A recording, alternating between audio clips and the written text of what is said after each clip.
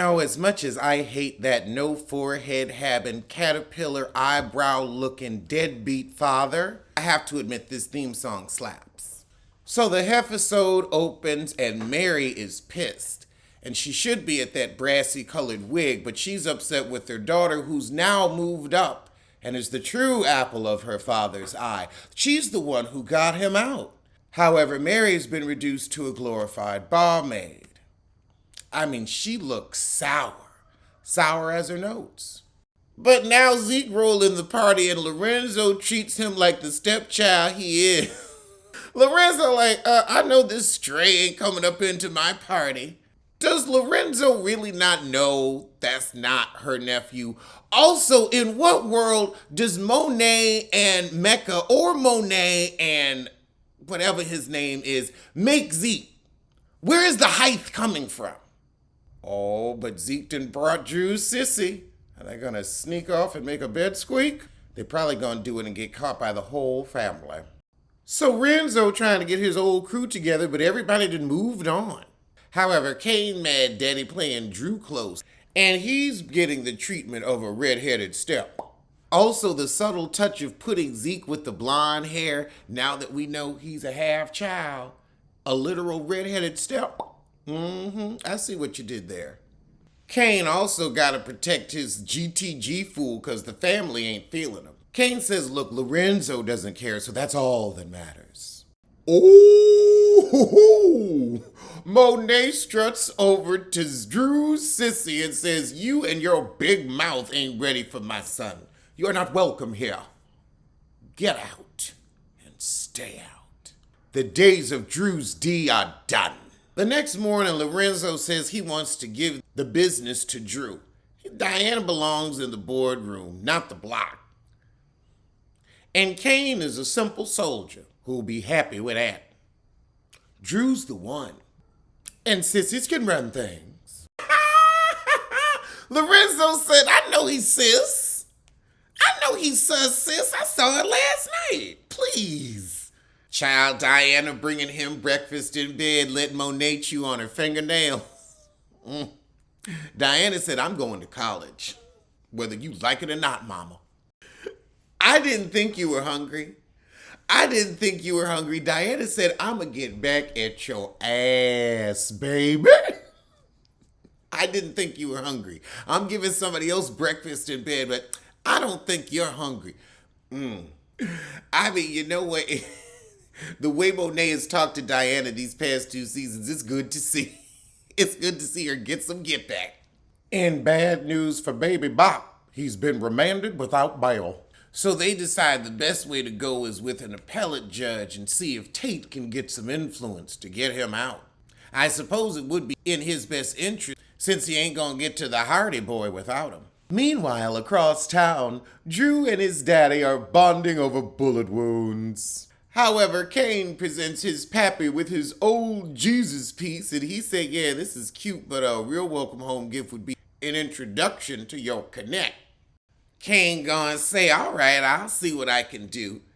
Renzo said, no, call him now. Like those old commercials for Sears air conditioning. I'll call now. 1-800-588-2300, Drug Empire. Boom. So as we're having a Mufasa Simba moment, we get back to Monet and Diana. And Monet says, why didn't you tell me your dad was getting out? He told me not to. Oh, she is playing, girl. I'm liking the Sierra hair look on her. Diana got buck with it. You should be thanking me for bringing him home. I killed a man over that money, and I ain't tell you to do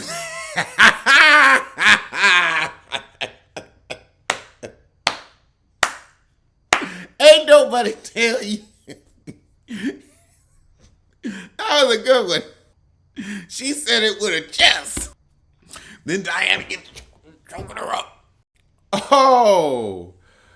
Well, while Baby Bop's in the Who's Gal, he realizes that Kane has set him up. He was a man of his word. So now the ghost of Canaan pops in, and he's like, look, it ain't just Kane. Who's really pulling the master manipulator? Monet. Back at the school, Baby Bop's girlfriend is asking Professor Carrie Hilson why Baby Bop is without bail. And she said he's a cold-blooded killer. And you're a messy hussy. So Lauren realized she's been played by Professor Carrie Hilson and will have to testify against Tariq. But Carrie says, we can't do this here. Girl, you'll do it in an office, you'll do it on a beach, you'll do it in a church bathroom. You right to do it whenever you want. So don't tell it we can't do this here. What's wrong with here? What's wrong with now? However, with Monet and Mecca, she's like, look, I got kids by him. We still legally married, so I can't just run off into the sunset with you. He's like, okay, well, I want to meet Zeke, and I ain't about to sneak around for you. Renzo, however, called Monet and is mad that Tariq got caught up for these two bodies. He said, it's gonna lead the popo right back to us. So she swings by Tariq's lawyers and he's like, how did the dead cop's badge end up in Tariq's dorm room? You know anything about that? I ain't supposed to be telling you, but you might have some information. So she give him $250 and said, look, anything that's gonna come down on my family, you let me know first. He said $250, double it. So she like, all right, but she head home and asked Kane, why'd you plant that badge on him? 'Cause Kane's stupid. Lord, so they gonna bring Brayden in to get course correct going 'cause they need another quick $250 to get the inside information about Tariq's case. I don't know, I wouldn't trust Brayden. He might pull a Tommy and be loyal to Tariq. Later that night, Kane goes over Mecca's and tells him, I need you to meet my dad. Kane, however, is concerned that his papa's gonna cut him out. And Mecca says, look, my relationship is with you, not your pappy. Tate goes to visit Tariq and Tariq tells him, look, there's a photo book with all this crazy frat stuff that Sweeney's in the book. That'll get you the dirt you need, but you gotta get me out of here to get it. He said, okay, I'ma set something up. However, at Casa Tejada, we're having a family meeting, and Lorenzo has assumed control. He like, look, y'all going out into the street except for you, Diana. You taking your butt to school. And we ain't touching Tariq no more. Monet's like, we used to make decisions together. He said, well, not no more. Take your butt shopping and enjoy your retirement. I'd go shopping, shit. You ain't gotta tell me twice. In court, Baby Bop gets bail.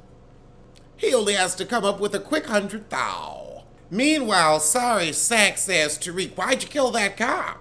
Once Tariq leaves after asking about his mama, Davis is like, no, you sack of shit. Why you gonna ask a client if they did it? You never asked that. I know that. I was a paralegal many, many moons ago. You never want to know. However, Sax tells him where Tariq mama is and they agree they gonna wait for them to have a conversation because they want to keep getting paid. However, Davis says, look, don't you ask Tariq to confess again. Meanwhile, across town, Tariq pops back in the dorm room and the Hardy Boy's happy to see him. He runs the shower so that they can have a conversation in case the room is bugged. He, however, gets to Brayden with the quickness. Did you help Kane set me up? Because I know he killed Ramirez. Honey, he did, but unwittingly, because he's a fool. And you were a fool to trust him. Brayden's like, I didn't know what we were doing was gonna hurt you, but yeah, I did kind of move that body, so I'm gonna put two and two together, not insult your intelligence in them. Yeah, I fucked up. Child, Tariq gonna tell him you playing this like a game and you gonna get people hurt. Hardy Boy told him the truth. He said, look, if you actually told me something, I can help you. And we both grew up rich in the same school, so don't act like, oh, you from the hood. We both chose to get gangsta. Lord, but then him and Tariq fall out, and he said you off course correct. Hardy Boy's like, I'm sorry, I built that shit with you. So cut to him and Kane, getting ready to sling that cane. Oh my God, this dumbass. Okay, you gonna meet with Kane again. I can see you needing to get your product, but you gonna ask him, did y'all set Tariq up? You gonna ask somebody like Kane that helped you move a body? You could turn into a body. You can go from person to body just like that. But now they meeting with Monet. Child, the Hardy Boy tried to talk tough to Monet. She said, if you don't go home with that milk on your breath.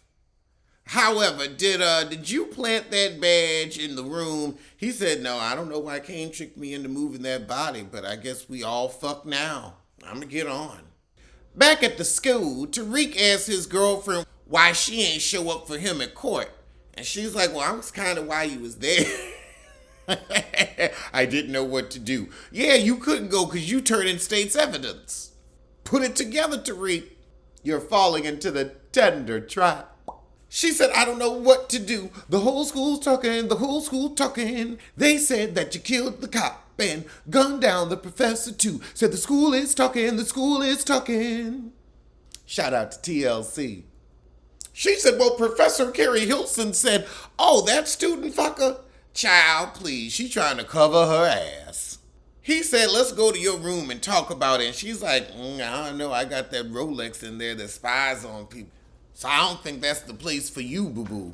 So Tariq's like, look, I'm going to just give you your brother's key and I'm going to move on. I can't do this. You all I have and now I ain't even got you. So he walk off in a huff and she heads over to Professor Carrie Hilson's to find out when Tariq was a suspect and what she said to set him up. She said, well, why didn't you tell me about Tariq? Oh, because you was fucking Zeke. Don't you play with me. You got over once, you ain't getting over again. And I know Carrie Hilson's like, everybody knows what goes on in this pussy. That's why you keep your business out the street. Oh, Lord, but now that heifer that set him up, Esther, I don't know, she got one of them old names. And Tariq asked her for a new connect. So he going over everything that's happened, and she asks a poignant question. Did Brayden know why to stay away from Kane? He said, that doesn't matter. You kind of got to tell people what's going on if you want them to act a certain way. Then she said, did you kill Jabari? And he all hanging his head down. And she like, you ain't got to say it. We know. You did what you had to do, boo-boo. She tell him, look, you got to keep Brayden on your side. And he like, well, he wasn't intentionally disloyal. He just stupid. Child, that's the worst kind. They really fuck it up. They put their foot in fucking it up. He like, I don't want to talk about that right now. Let me get some cheer me up cooch. Back at Casa Tejada, the family's having a happy dinner, but you can tell Monet in a mood. She says, I'm going to get some cheesecake. But she really going over to Mecca's cakes. And she says, we can't do this anymore. He's my husband, the father of my children. He's also the father of one of your children, so what of it? Child, Mecca said he had his chance and that jailbird blew it. I got a kid with you too. Give him a chance. She tell him, look, you ain't meeting your son either. This is over. It's best for everybody involved. He said, oh, I'ma tell him. I don't know. Mecca seemed like a man of his word. Cutting back to Casa Tejada, Lorenzo's telling Diana, you're going to St. John's University. And she said, I wanted to go to Stanfield. This is Monet's doing, and she gave up on you because guess what? She was going to cut and run. Tell him, Drew. Diana getting her mama back this season come hella high water. And Drew says, you know, if you want things to work out, you and mom going to have to get on the same page. We didn't know you was coming home, and she wanted a fresh start. And he's like, okay, well, you know what? I'm going to take your advice, and we going to move on Keno so I can get the old crew back. I need you to tail him tonight. Sorry, honey, you going to be too busy to get that pussy. Cut back to Baby Bop and the Hardy Boy. They finally going over all the events. They back on the good foot. He's like, look, this is what really went on with Kane, and he is the op. Jabari was just a sorry sleuth who ended up shot. So now that they on the good foot, the Hardy Boy's like, you know I got your back, so let it rain. And he like, all right, look, I need your father's photo book from college so I can tip off Tate. And I need you to get close to Kane to let us know what's in his brain. So now we got the Hardy Boy as a double agent. So the next day we bring Effie on the team, not Esther, Effie. I knew it was one of them grandmama names. Oh, Lord. However, with Kane and his pappy, he done tricked him to meeting under some bridge to tell him, as far as you're concerned, I am the connect. You picked you over me. You told me I needed to learn the business. And you didn't, fool. You kept fucking it up. So it got passed to the next in line. One who knows how to think and bide his time. He said you back home and you ain't got shit. You living off my mother. Big words. Lorenzo said you need to make up your mind. You want to be my boss or my son? Because you can't do both, boo-boo. Meanwhile, across town, Effie goes to proxy for Tariq in a meeting with Monet. Effie hand her the phone. She like, we got some things to straighten up because you had me locked up. She said, you know it was Kane. However, now we've got Tariq's girlfriend trying to get out of testifying, and they like, you signed the paperwork. We've got a deal. Legal, binding, and completely unbreakable, even for you. Where's that line from?